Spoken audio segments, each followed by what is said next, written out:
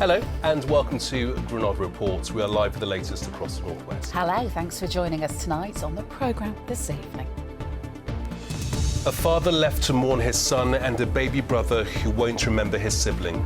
10 weeks on from the death of Alex, Neil is determined to spread the word about water safety in his son's memory. Why did she get in? Why did you get in that water? Just days after Zoe's place is saved, tonight 60 MPs are demanding emergency funding to help save our hospices.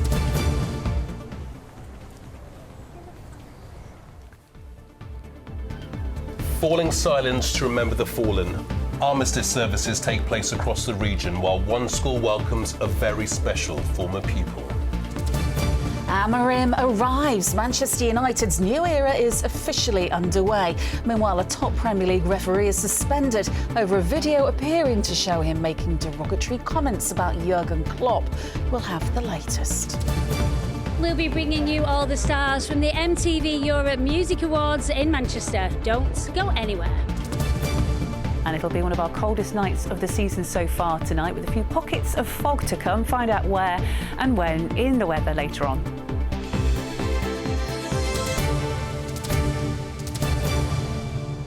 Well, first tonight, to the grieving dad calling for greater safety measures around open water after losing his teenage son just weeks ago. Yeah, 15-year-old Alex Crook died after getting into difficulty at Scotsman's Flash Lake in Wigan in September. He'd gone there with a group of friends. None of them knew how to swim. Alex had just started year 11 at school and had been made a prefect. His heartbroken family now wants to raise awareness of the dangers to stop others suffering a similar tragedy. In his first TV interview, Alex's dad Neil spoke to our reporter Anna Yosef. Neil's eldest son drowned in this lake in September. Alex Crook was 15 and had his whole life ahead of him. Now his family's facing life without him. You know, at the time I was angry, I was angry at everybody. I was angry at the world. I was angry at Alex at first because, I said to him, why did you get in? Why did you get in that water? You know what I mean? So, when we know how, obviously being here now, we know how dangerous it is. Alex had gone into the water with some friends. None of them could swim. He'd waded in and then suddenly disappeared. It's believed he was under the water for 6 minutes before being rescued by a passerby. His father only realised something was wrong when he received a call from an unknown number. She said something along the lines of that, you need to come to Scotsman's Flash. Alex has been involved in an accident. I think I remember saying, like, what's happened, is he okay? And she said, no, at that point, obviously, he'd been pulled out of the water and he wasn't breathing. So then, obviously, major panic. Alex was taken to hospital, but pronounced dead a short time later. He couldn't swim, could he? No, unfortunately, he couldn't swim. I tried, when he was little, I did take him for swimming lessons, and it's just something he never took to as such. But he did like the water, he liked going in swimming pools on holiday and things like that, but then, obviously, there's a drop in the water, where it's probably shocked him, obviously, the drop as well, which obviously wouldn't have helped matters. The teenager's family are now fundraising to get signs and safety equipment installed in the area. Nice to meet you. Today, Neil met Becky Ramsey for the first time. Becky's son Dylan drowned in a quarry in 2011 when he was 13. Since then, she's campaigned tirelessly for water safety. Becky, if anybody knows what Neil and his family are going through, it's you. I just think that because I have been through it and I know how lonely it is when nobody's there who has been through it, then I just wanted to make sure that this family knew that I was around. There hasn't been a single sign the whole way down here. There hasn't been a single piece of life-saving equipment all the way down here. We're at 3 bodies of open water here, and this body, as you can see, with this brick wall behind us, is so enticing in the summer months for children and young people. The council needs to pull its finger out. Well, people are continuing to die. It's that simple. A Wigan Council spokesperson said, "The safety of the public is always our top priority, and we've met with Alex's family a number of times as we explore all options to prevent similar tragedies in the future, whether through education or future improvements at the nature reserve." When baby Oscar's older, he'll have to rely on others to tell him about his big brother. Alex's family hope by raising awareness of water safety, they'll help prevent another family from losing a loved one. Anna Yosef, ITV News. And thanks to Neil for speaking to us at such a difficult time. In other news today, 2 people have died and 2 others were left seriously injured in a crash in Cheshire. It happened yesterday on Chester Road in Warrington. A white Seat Leon was in collision with a silver Nissan Note. The driver of the Seat and the passenger in the Nissan died at the scene. Police are appealing for witnesses. Mental health workers in Greater Manchester have walked out for 24 hours over working conditions. It's the second round of strikes by the group of early intervention workers who say poor staffing levels and a lack of funding is putting lives at risk. Greater Manchester Mental Health Trust says actions have been taken to prioritise patient care. The idea that you can have one staff member with 30 or 40 service users or patients to support is just, it's an impossible task. You know, each of our service users needs time, support and effort. The next tonight in Liverpool is still basking in the glow of saving Zoe's Place baby hospice after more than £5 million was raised in just a matter of weeks. Tonight there are calls from some MPs for the government to stop the hospice sector needing such charity. Yeah, a letter signed by 60 MPs is demanding emergency funding for hospices and a commitment to long-term reform of its funding models. Hospices UK say 1 in 5 has already made service cards or are planning to. Let's cross live to our political correspondent, Leisha Manali in Westminster for us. What more do we know about this letter, Leisha? Well, while Zoe's Place and the whole city of Liverpool have spent the weekend celebrating their extraordinary fundraising success, politicians have been wondering why they were left in that position in the first place. It's a pretty stark fact that most hospices get more money from charity shops than they do from the government. That's despite many providing end-of-life care on behalf of the NHS. But unlike the NHS, hospices aren't exempt from the recent hike to employers' national insurance, nor protected by changes to the national living wage. It's meant more and more costs heaped on a sector that was already struggling. Right now, with hospices facing severe crisis and rising costs, we need emergency funding to keep the doors open to stop services being pulled back. But in the long term, we need reform of the way the sector is funded. Only about 1/3 of hospice funding comes from the government. We're going to see growing need for palliative end-of-life care in the coming years, and we need a sustainably funded sector to respond to that. And that's exactly what MPs are calling for today. They warned that unless a sustainable funding model is set up, hospices across the northwest and beyond will be in exactly the same boat as Zoe's Place, left fighting just to keep the doors open or having to cut services or make members of staff redundant. So is anything likely to change? Well, the government is currently looking at major reforms for the NHS. They'll set out their plans in the spring, but we do know that a big part is going to be shifting care out of hospitals and into the community. And as this letter points out, hospices could be a big partner in making that a success. This government has always said, both in Parliament and out, that it understands the need for a sustainable funding model that's fit for the future. And we understand that officials are currently looking at a few different ways that they could throw hospices a financial lifeline. That could include perhaps offsetting part of the hike to national insurance or creating a separate funding pot for hospices that's distinct from the NHS. But whatever happens next, it's clear that the staff and families of Zoe's Place have helped to shine a light on a sometimes hidden but hugely important corner of the health and care sector. OK, Leisha, thank you. Well, next, and the region fell silent today to mark Armistice Day. Our services took place right across the northwest to pay tribute to those who paid the ultimate price whilst serving their country. And at one school in Cheshire, pupils were joined by a very special guest, as Rob Smith now reports. Lost in thoughts of those he lost in Normandy, the youngest RAF sergeant in the D-Day landings. Now at age 100, Bernard Morgan observed Armistice Day with pupils at what was once his schooling crew. I landed in Normandy on a landing ship tank. When the silence broke, those pupils hung on his every word, the frontline codebreaker keen they understand just what his fallen comrades did. It's very important that they get to know what the older generation did for them. I had 3 wireless operators picking up the messages in Morse code on their headphones, writing the message down, passing it to me for decoding. And I lost 3 of them in Normandy. The dawn of June the 6th comes up like thunder over the invasion coast. To hear how scared Sergeant Morgan was that day, what he saw, what he heard, stopped students in their tracks. His stories are just outstanding. They just give and just show how D-Day was and how it makes me feel. It puts me in his shoes. It made me feel quite emotional, knowing that it wasn't that long ago, and it's like it was so close to our time. Time took a pause at the War Memorial in Douglas. Those gathered on the front at the 11th hour of the 11th day of the 11th month honoured the sacrifice of millions. The Isle of Man's Lieutenant Governor laid a wreath as the island remembered.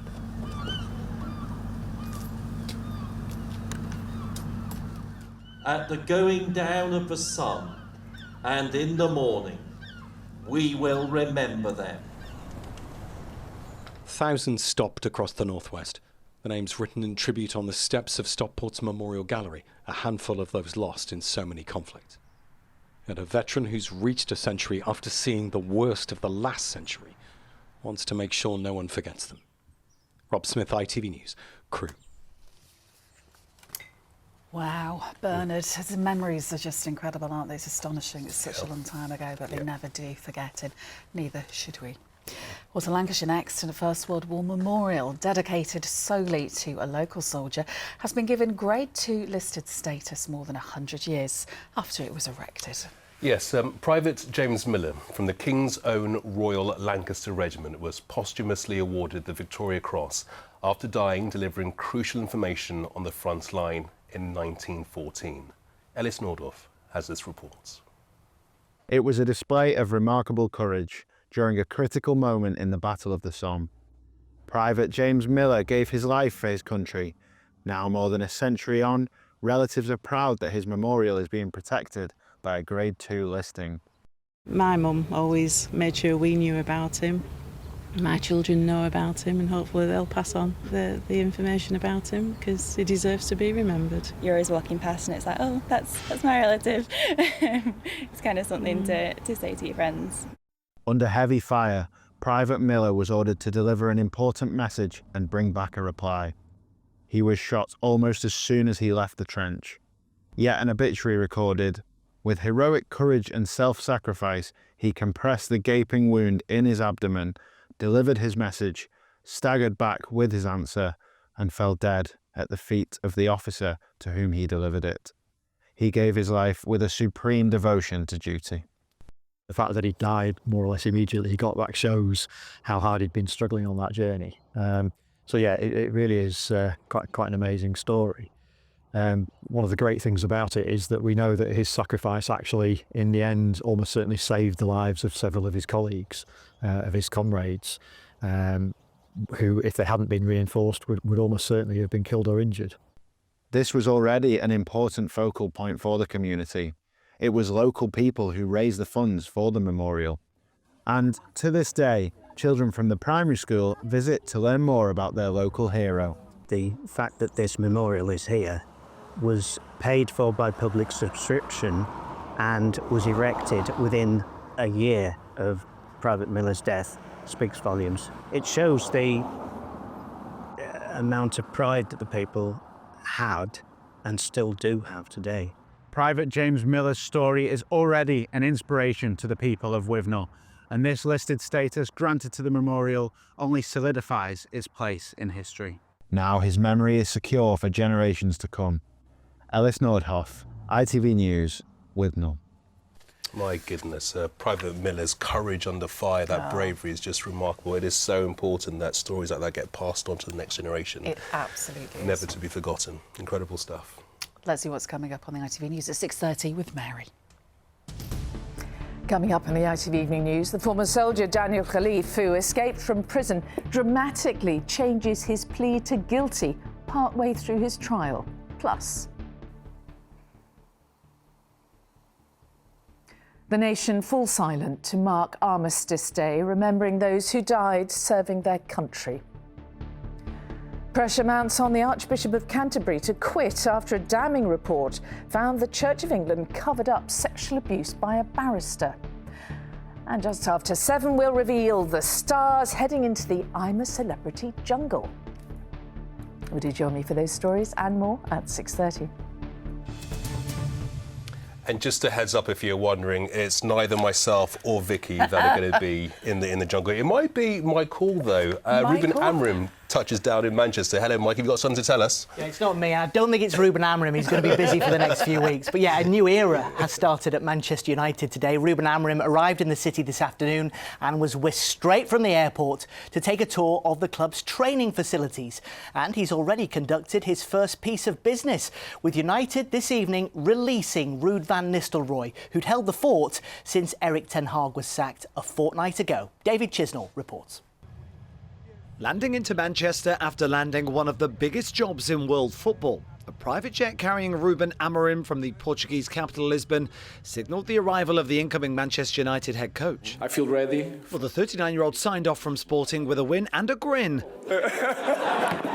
As his attention now turns solely to his new team. The abilities to defend, to attack, I will discover that. Amorim arrives with a big reputation in football and big respect among the Portuguese media. He seems to be a nice guy to go to a bar and drink a couple of drinks. One of the main things that a fan wants is results, but integrity, honesty, passion for the club, and he showed that in the last 4 years at Sporting.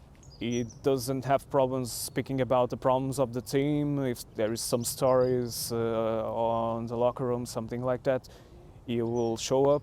He'll speak for him, for the club, for the players. It was a beautiful moment to be able to share that with the supporters and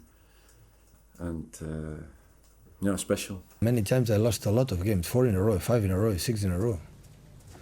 I never expect different for the fact we have won in the past that we are special, or we don't have any doubts that we will be back in our best. City and Chelsea and all these other clubs are able to win just as many games as we did in the first 15 to 16 games. So we have to stay on top of our game, which is never going to be easy, but we will push for it as much as we can. The Premier League now stops for the international break. Ruben Amorim's work at United is just getting started. David Chisnell, ITV News. Meanwhile, Premier League referee David Coote has been suspended with immediate effect after a video was posted on social media appearing to show him using offensive language about former Liverpool manager Jurgen Klopp. It's unclear when the video was made or how it came into circulation, but Coote uses offensive language to describe both Klopp and Liverpool. Professional Game Match Officials Limited has suspended him pending a full investigation. To more action, and veteran striker Jay Rodriguez was Burnley's hero as they got back to winning ways in the Championship. The 34-year-old scored a stoppage-time penalty for a 1-0 victory against Swansea, ending Burnley's 4-game winless run. Blackburn Rovers had lost 3 in a row, but bounced back with a 3-1 result at Cardiff. Other North West winners over the weekend included League One Stockport County, and what a win.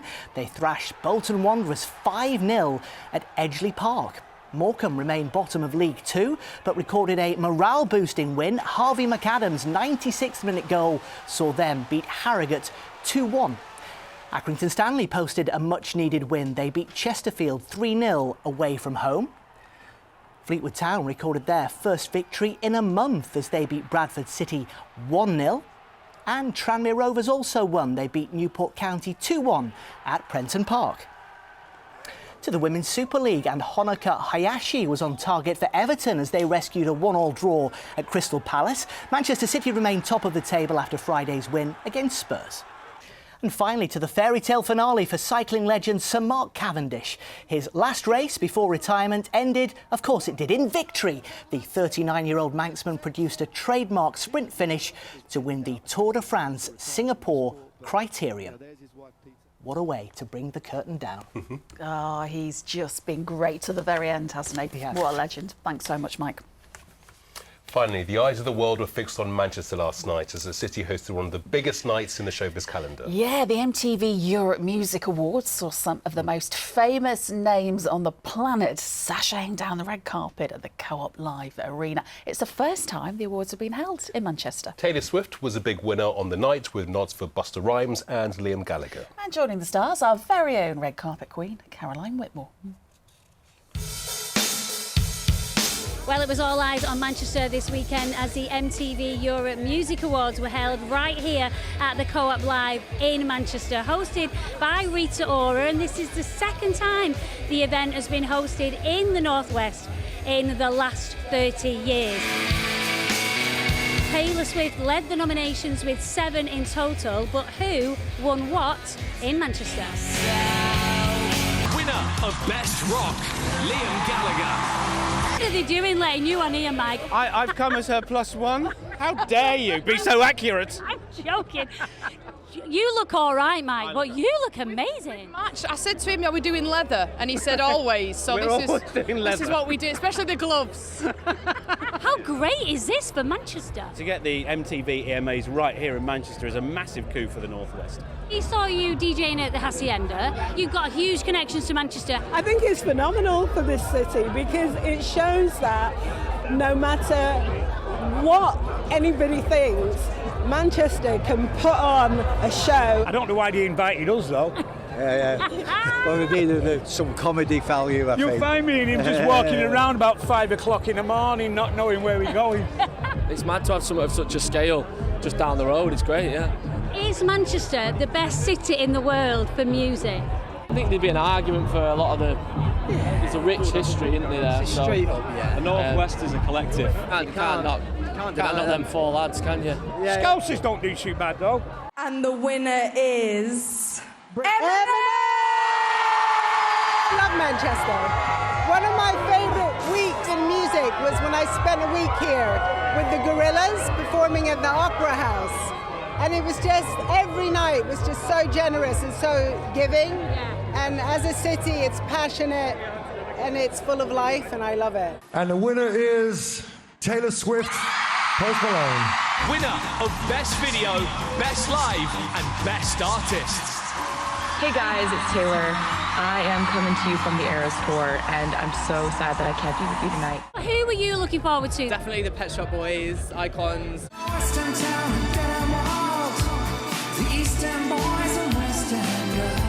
Do you love your outfit? Because we're in Manchester, it's a bit cold, and you've got like leg warmers on. You don't want a chilly ankle? I'm having a blast in Manchester. I don't get to come here often enough. All you Manchester folks that be delaying my trips, y'all can kiss my ass. Get it together and start getting me back to Manchester a little more regularly, because I'm starting to get disappointed about this. Jedward, it has been 15 years since we saw you on the X Factor. All you have to do is have a shower, have a close shave, and you're on your way. If you could sing any song with a Manchester connection, what would it be? You're gonna be the one that saves me, and after all, you're my wonderwall. Thank you. Backbeat, ITV's here at the Manchester Music Awards.